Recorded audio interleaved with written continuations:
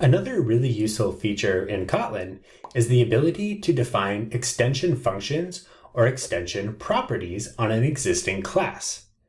This is particularly powerful if you're working with classes that you don't control, but would like to modify the way in which they are used.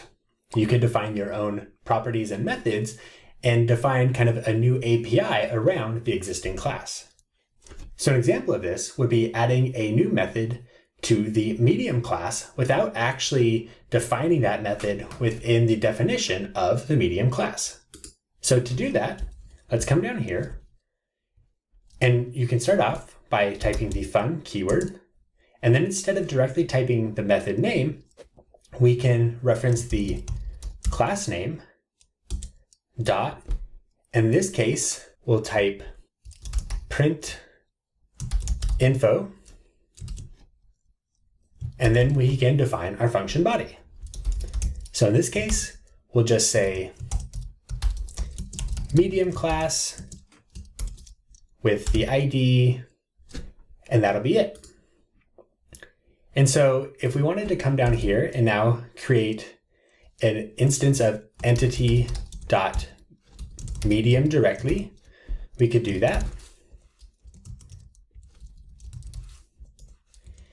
And then we could call that print info method. And if we run that code, we'll see medium class and then that ID printed out. So this is great if we know that we have that exact type that we're working with. And in cases where we don't know if we have that direct type, we could rely on smart casting. So if we update this to use our factory, say entity factory, create entity type medium, now we could say if entity2 is medium entity, now we can reference that new print info method.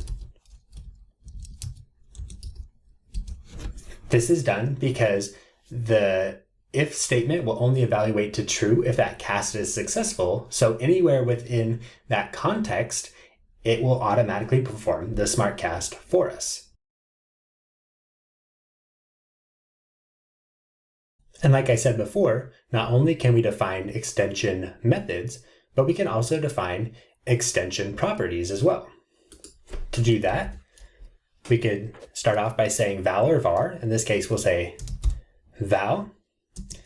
And then again, we'll reference the class type. So medium dot, we'll say info will be this property name, string equals some info.